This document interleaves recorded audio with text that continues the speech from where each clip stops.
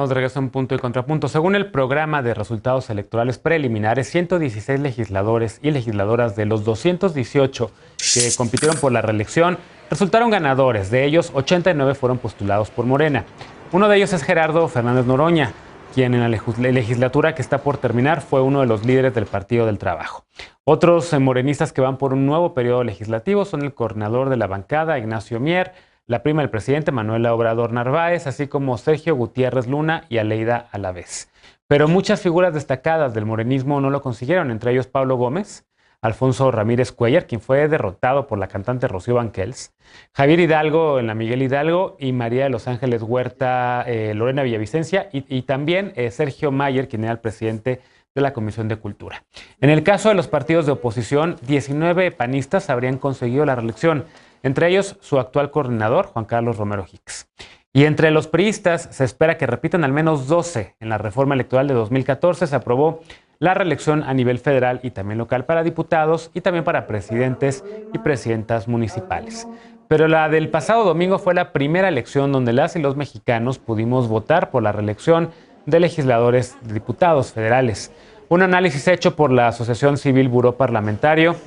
En total, dice esta asociación, 257 legisladores y legisladoras fueron aprobados por los partidos para competir, pero solamente 218 participaron en las elecciones, 32 como suplentes. Vamos a ver qué piensa la mesa de este balance, digamos, de la reelección. Empiezo contigo, Alejandro. ¿Cómo ves? ¿Funcionó o no? Es una prueba, digamos, para este mecanismo aprobado en la reforma político-electoral del 2014. Hay quien dice, yo soy de ellos, le sigue dando demasiado poder a los partidos, pero ¿qué decir de Ramírez Cuellar, que había sido coordinador de la bancada de Morena, pues pierde ante Rocío Banquels? Ahora sí que fue la luna mágica, ¿o qué fue? Te ganaste, qué bueno que tú lo dijiste. Gran canción, por cierto. Muy buena canción, ¿eh? Sí, muy buena, muy buena. No, a ver, justo la reelección tiene un propósito de rendición de cuentas, ¿no? De premio castigo. Si hiciste bien tu trabajo, el electorado te reelige, si lo hiciste mal, te castiga. Pero aquí parece que la rendición de cuentas no fue hacia el electorado, sino hacia las burocracias partidistas.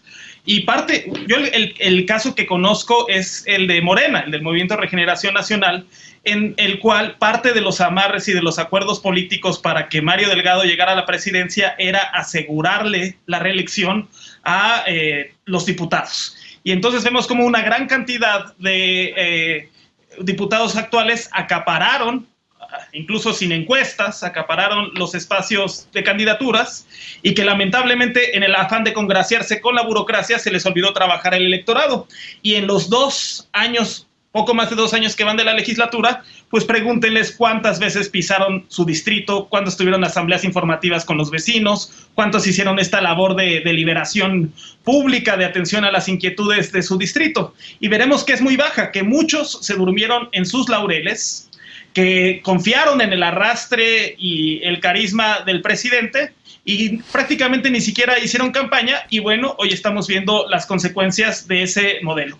Entonces me parece que por lo pronto la reelección legislativa no está generando esos efectos de profesionalización, que eso es importante, que haya no solamente legisladores cada vez más profesionales, sino también un staff parlamentario que conozca más del tema. Es impresionante, cada cambio de legislatura también hay un cambio total de personal legislativo y es como borrón y cuenta nueva, no hay una continuidad de los trabajos legislativos y la reelección no está generando ese efecto deseado y en cambio sí está generando la imposibilidad de que haya rotación, relevos al interior de los partidos y que se estén enquistando en puestos de decisión las burocracias y las cúpulas partidistas. Bien.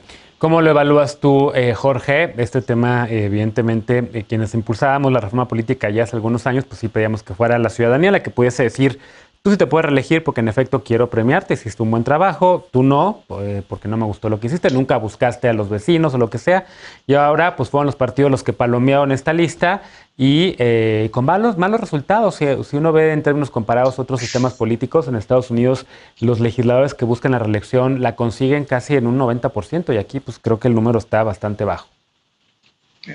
Bueno, era la primera vez, ¿no? Sí. A nivel federal que utilizábamos este mecanismo, que a mí me gusta mucho, la verdad sí creo que es una buena oportunidad para exigir rendimiento de cuentas.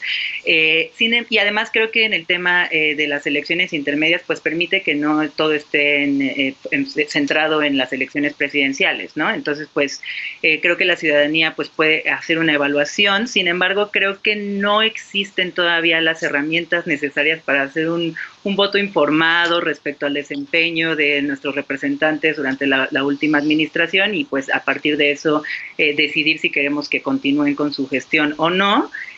Como bien mencionas, pues hubo varios curules por parte de Morena, principalmente, que buscaban la reelección y al igual que en la Ciudad de México, pues la gente que promovió la alternancia más bien se dejó llevar por este llamado de la oposición a votar por todo, a la coalición Va por México, ¿no? Y también la noción de México de que la culpa de todo la tiene el presidente y que si no estamos de acuerdo con él no queremos tener nada que ver con él ni con su partido en los otros poderes ni en los otros niveles de gobierno.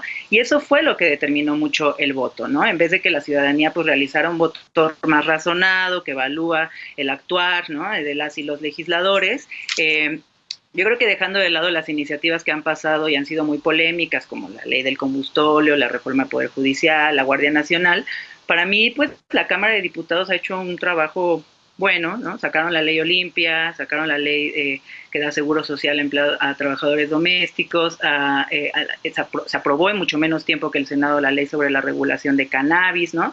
Y a la gente todo eso, pues creo que le vale, no lo estudia, justamente pues se deja llevar por los apasionamientos de evitemos, y los anuncios, ¿no? De evitemos la destrucción de México y hagamos este voto masivo a Va por México, y sí, pues a Morena esto sí le afectó y lo vimos en estos perfiles que ya se mencionaron, ¿no? Pablo Gómez, Alfonso Ramírez, mi distrito Javier Hidalgo, que de Miguel Hidalgo, pues también sorprendió que haya perdido, porque era un perfil protagónico en Cámara de Diputados, pero claro, frente a Margarita Zavala, ¿no? En la cuna de los conservadores, aquí en las lomas de Chapultepec, en Bosques de las Lomas, pues ni cómo esperar, ¿no? Entonces... Bueno, ahí sí no coincido contigo, porque a mí ni protagónico me pareció Javier Hidalgo, era mi diputado, yo voto por él, nunca lo vi, nunca supe nada que hacían las colonias ni nada, y híjole, sí está medio feo o medio difícil ahora ver esos resultados en donde, pues en efecto, Zavala, que ni siquiera vive en la Miguel Hidalgo, ahora va a ser la representante de mi distrito. Pero bueno, Veloz, ¿cómo lo ves tú? No, yo considero a Javier Hidalgo un gran diputado, la verdad, y me gustaba mucho el movimiento que traía con la sociedad civil, muy cercano, el diputado de las bicicletas, hacía falta un perfil así, desde luego hará mucha falta en el Congreso, más siendo su curul ocupado por Margarita Zavala, que me cuesta mucho decirlo, pero bueno. Dicho esto, creo que también tendríamos que hablar de los criterios y lineamientos que se fueron dando conforme el INE iba delimitando qué sí podían hacer los diputados en funciones y qué no. Por ejemplo, una de las grandes discusiones que se dieron fue si se tenían que separar del cargo o no se tenían que separar del cargo, y creo que al final el hecho de que hayan tenido que quedarse en el cargo, uno ahorró cierto papeleo y proceso que desde luego siempre es desgastante, pero también les obligaba a continuar con sus labores legislativos, y eso creo que es una parte importante. Otras de las discusiones que se dieron era que el INE no quería que pudieran reelegirse por otro partido que no fuera el que los puso o el que los dejó estar en el Congreso, pero que después aprobaron que sí se podía hacer por cualquier otro partido que tuviera o que fuera parte de la coalición con la que llegaron, a menos de que hayan renunciado a su militancia o fueran de un partido, fueran en esta suerte de independencia. Y al final lo que tuvimos en este proceso fue eso, o sea, una suerte medio de desorden, de miedo a la fiscalización, porque claro que los diputados y diputadas en funciones tenían mucha más fiscalización en lo que se gastaban el dinero porque estaban siendo funcionarios y funcionarias en ese momento. La idea, claro, de la reelección, y coincido con lo que decían mis compañeros hace un rato, es la profesionalización de la labor legislativa, que implica, pues eso, un poco salir de la lógica clientelar, de las cúpulas del partido, de hacerle caso a la burocracia partidista, pero pasó totalmente lo contrario, y creo que pasó totalmente lo contrario en todos los partidos, no solamente en Morena. Sin embargo, se vio de manera mucho más transparente, sobre todo por el proceso de renovación del partido. Al final es algo que se tiene que ir perfeccionando. Creo que hoy tampoco se tiene tan claro lo que sí pueden y lo que no pueden hacer. Creo que ya se verá al final de esto y en lo que el INE tendrá que ir delimitando en el futuro. Yo creo que hay cosas que van a cambiar y que probablemente para el próximo periodo las reelecciones impliquen otras cosas. De acuerdo con eso último, para nada con lo de Hidalgo, insisto, la verdad es que yo sí vivo ahí, yo sí estoy metido en esos colectivos y la verdad es que nunca vi nada de su trabajo. Y sí me molesta mucho que llegue una persona que ni siquiera vive en el distrito, pero bueno, que es Margarita Zavala. Pili, ¿cómo ves tú y cómo le fue a los panistas que buscaban la reelección? Mira, creo que fueron 27 panistas que buscaron la reelección, entre esos Romero Hicks, él sí está ahí. Sí. Y bueno, yo lo que opino sobre este tema es sobre la reforma política del 2014 que abrió la puerta a la reelección, buscaba la profesionalización del Congreso. Sin embargo, los números dejan mucho que decir para un análisis. Es decir, podemos afirmar que aún las cúpulas de los partidos siguen controlando las designaciones y son quienes deciden si un diputado se postula a la reelección o no.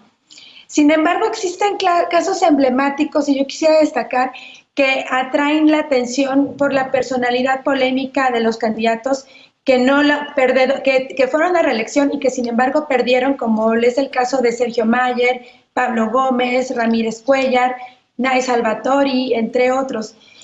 De hecho, Morena fue el partido que más candidatos a diputados para reelección tuvo y también fue el partido que también más derrotas tuvo. Y creo que el proceso legislativo no permite distinguir aún el papel que cada diputado en lo individual tuvo en la productividad legislativa y que tanto su participación fue factor definitorio en las decisiones del Congreso para que el ingrediente de la reelección sea considerado como mecanismo que reconozca su papel o bien lo repruebe. Como decían Alejandro, como decía Genaro, que es la ciudadanía la que decide si sigue en el puesto o si no sigue, ¿no? Porque pues hay muchos diputados que ni siquiera han bajado a sus distritos, que ni siquiera visitan a la gente, que ni siquiera saben las necesidades de la gente para poder legislar, ¿no? Ahora sí que las famosas burbujas parlamentarias siguen siendo las que acaparan el control de las decisiones en el Congreso y el grueso de los diputados simplemente siguen las instrucciones del grupo hegemónico de cada fracción. Me parece que ya para terminar, México es un país que viene de una cultura en la que la reelección ha sido satanizada y por lo tanto no existe la memoria colectiva presente, un referente tangible acerca de las bondades que la reelección tiene para la democracia. A mí me parece que si alguien hace bien las cosas, creo que merece la pena volver a Andrés Manuel. ¿no? Bueno, si hace bien las cosas, ya la ciudadanía lo decide. No. El presidente se va en el 2024. En este país no hay reelección presidencial. No empiecen. Discutamos eso si queremos eso, pero la verdad es que no. Hoy en día son 6 años del presidente. La reelección es solamente legislativa y el mandato del presidente se acaba en el 24 y él ya dijo que se va a su rancho en el 24 y lo ha dicho muy claramente en varias ocasiones. Hacemos una pausa y al regresar, Oaxaca es la única entidad del país que legisló para impedir que personas que hayan incurrido en violencia política de género gobiernen. ¿Fue una medida efectiva en este proceso electoral o no? ¿Cómo se puede mejorar? Regresamos con esto, punto y contrapunto, no te vayas.